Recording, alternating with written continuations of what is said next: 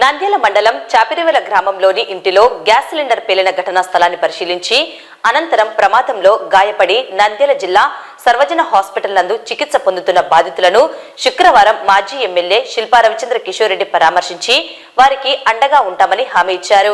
ఈ కార్యక్రమంలో నంద్యాల జిల్లా ఉపాధ్యక్షులు దాల్మిర్ అమీర్ బాషా, మాజీ market yard chairman Purushottam Reddy, Govindareddy, Sivareddy, PP Madhusudan Reddy, Nandyal జిల్లా ఆర్గనైజర్ సెక్రటరీ శివనాగిరెడ్డి, సుబ్బన్న, మల్లేశ్వర్ రెడ్డి, మాజీ కౌన్సిలర్ జాకీర్ హుసేన్ తదితరులు పాల్గొన్నారు.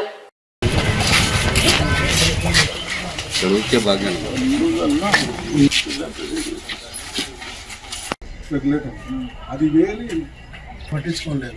మార్నింగ్ స్విచ్ చేయగానే ఏకేయడంలో మనం స్విచ్ చేస్తాం.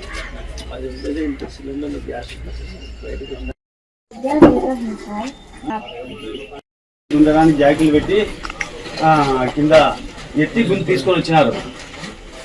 పైకి నేను వచ్చి తీసుకొచ్చాను చనిపోయినాక.